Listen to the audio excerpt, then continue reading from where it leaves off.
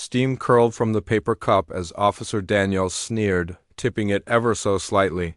In one sharp motion, the scalding coffee splashed across the lap of an elderly black woman who sat quietly in the corner of the diner. The room froze. She didn't shout, she didn't fight back. She simply dabbed at the stain, her eyes steady, her dignity unshaken. Daniels smirked, convinced he had put her in her place. What he didn't know, what no one in that diner could have guessed, was that this woman had raised the one man who could take his badge, his power, and his entire corrupt system down, the new sheriff of the county. Before we dive into this shocking story of cruelty, resilience, and justice, let me know where you're watching from. And if you believe in standing up against injustice, hit that like button and subscribe for more stories that matter. The diner was one of those small-town places where everyone knew everyone, or at least thought they did. The kind of place where stories spread faster than the coffee was poured. On that quiet morning, an elderly black woman named Evelyn Carter sat alone by the window, her hands folded gently over her purse. She wasn't there to cause a scene, she never was. She had lived her entire life in this town, walking the fine line of respectability, dignity, and silence that so many in her generation were forced to endure. When Officer Daniels walked in, the atmosphere shifted. His reputation wasn't one of protection, but of intimidation. He carried himself with the swagger of unchecked authority, the kind that feeds off fear and humiliation. Spotting Evelyn, he smirked, something cruel flashing across his face. In his hand, a steaming cup of coffee. Without warning, he tilted it forward, the liquid spilling over Evelyn's lap, staining her dress. The hiss of hot coffee meeting fabric was followed by a hush that fell over the entire diner. A few gasps escaped, but no one spoke. Evelyn didn't flinch, didn't yell, didn't curse. Instead, she dabbed at the stain with a napkin, her face calm, her eyes steady, her dignity radiating through the cruelty. Daniels laughed under his breath, muttering something about putting people in their place. To him, it was just another morning of showing power. But what he couldn't possibly know was that Evelyn Carter was no ordinary woman. She had raised a son who had just been sworn in as the new sheriff of the county, a man determined to root out corruption and rebuild trust in a system that had failed too many times before. For years, Evelyn had taught her son Michael the values of patience, integrity, and resilience. She had whispered lessons about standing tall, even when the world tried to knock you down. She never imagined that one day those lessons would prepare him to take on men exactly like Officer Daniels, not just as her son, but as the law itself. Word of the incident spread quickly through the town, whispered in grocery store aisles, repeated at church gatherings, and murmured at front porches. What happened at that diner wasn't just about spilled coffee, it was about decades of humiliation, power misused, and a system that allowed it to continue. When Sheriff Michael Carter heard what had happened to his mother, he didn't respond with rage. Instead, he began quietly gathering evidence, speaking to witnesses and building a case that would not only hold Daniels accountable but also expose the deeper network of abuse and corruption festering in the department.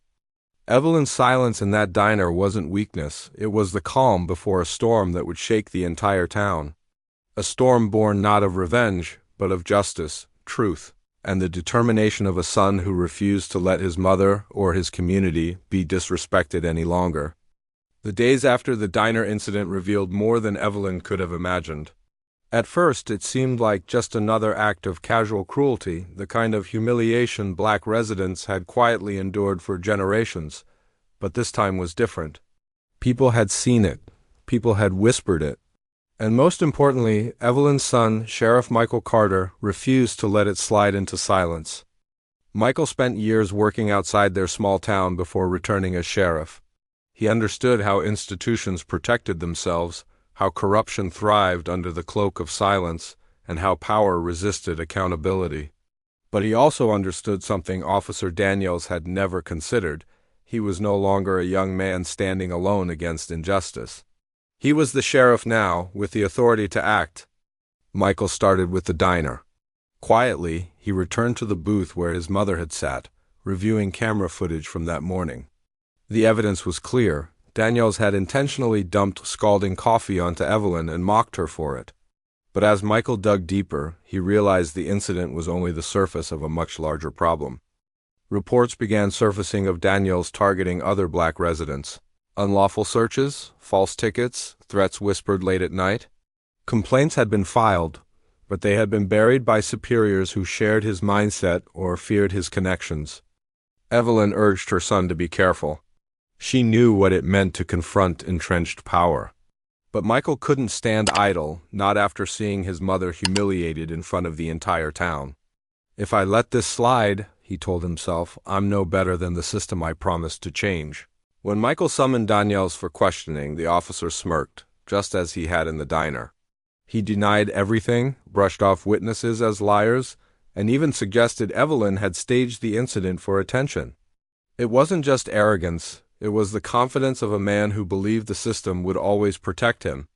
But Daniels underestimated the power of community. Quietly, townsfolk who had once kept their heads down began stepping forward. An elderly man admitted Daniels had harassed him for months. A teenage boy revealed Daniels threatened to arrest him without cause. Even employees at the diner, who had remained silent in fear, finally admitted what they saw.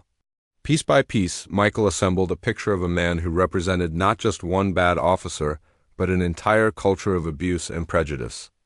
As the investigation deepened, Michael encountered resistance from within his own department. Some deputies dismissed the complaints as exaggerations. Others outright refused to cooperate, claiming Michael was undermining the Brotherhood of the Badge. One anonymous message even warned him to back off before something happens. But instead of backing down, Michael leaned in. He knew that every step forward made it harder for Daniels and his allies to erase the truth. His strategy wasn't fueled by rage. It was built on methodical evidence, careful witness statements, and undeniable proof. Meanwhile, Evelyn's quiet dignity became a rallying point for the community. People began talking more openly about their own experiences with racism, mistreatment, and fear of authority. What started as whispers grew into a chorus of voices demanding justice, not only for Evelyn but for every person silenced before her. By the time the local press caught wind of the story, it was too big to ignore. Headlines questioned whether the new sheriff could truly reform the department. Community leaders called for accountability. And behind it all, Evelyn sat in her modest home, her strength radiating, not from anger or revenge, but from the certainty that her son was fighting not just for her, but for the generations to come.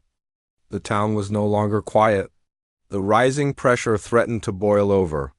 And when Daniels realized Michael had gathered enough evidence to strip away the shield of protection he had always relied on, the story shifted from humiliation to confrontation, setting the stage for a reckoning that would shake the entire department to its core. The town courthouse was silent that morning, yet the air felt heavy with anticipation.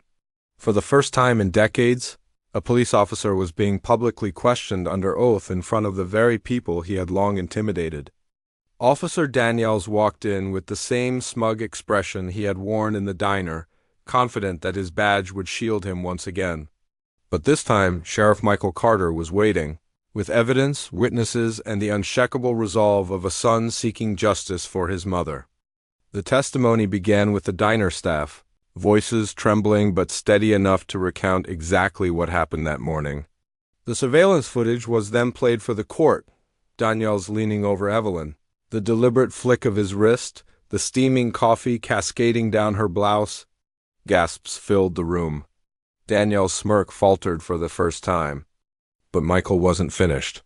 One by one, community members stepped forward. The elderly man, the teenage boy, even a single mother who had endured years of harassment. Their stories painted a chilling picture of abuse, intimidation, and systemic neglect. The courtroom wasn't just listening to evidence. They were listening to the lived reality of an entire community silenced for too long. Daniels erupted, pounding the table, calling every witness a liar. His voice cracked, his composure slipping as he realized the power he had wielded so carelessly was crumbling in front of him. "This is a witch hunt," he shouted. "You people are trying to ruin me." But the louder he yelled, the clearer it became, this wasn't a man of authority. This was a bully exposed. Michael's final words cut through the noise. The badge you wear was meant to protect and serve. Instead, you used it to humiliate, to silence, and to divide. That ends today. The judge's gavel echoed like thunder, calling for order, but the silence that followed was louder than any shout. In that moment, the balance of power shifted. Daniels was no longer untouchable, he was accountable. And for the first time in years, the community felt the weight of fear lift from their shoulders. The climax wasn't just the fall of a corrupt officer. It was the awakening of a town, united under the truth that justice could no longer be delayed, denied, or silenced. When the trial ended, the verdict was clear. Officer Daniels was stripped of his badge, facing charges not only for assault but for years of misconduct swept under the rug. For Evelyn Carter, it wasn't about revenge, it was about dignity restored. She had walked into that diner as just another customer, dismissed as powerless. Now, she was recognized as the spark that forced an entire town to confront its silence. Sheriff Michael Carter didn't stop with his mother's case. He launched sweeping reforms inside the department, body cameras mandated, independent review boards established, and training programs centered on accountability and respect. But more than policies, it was his presence, the son of the woman once humiliated in public, that reminded the force who they were sworn to serve. The town itself began to heal. People who had once kept their heads down began speaking up. Neighbors supported one another, conversations about race and justice moved from whispers to open forums, and for the first time in years there was hope that the badge could mean protection again, not fear. Evelyn never sought the spotlight. She still sat in her favorite corner booth at the diner, sipping her coffee with quiet grace. But those who saw her there no longer looked past her, they looked at her with respect. She wasn't just the woman who endured humiliation. She was the woman who helped end it. And so the story of spilled coffee became something greater, a reminder that injustice, no matter how small or public, cannot be ignored, because sometimes it only takes one act of cruelty to awaken the courage of a community. The question that remains is one for all of us. How many Evelyn Carters must endure silence before we decide enough is enough?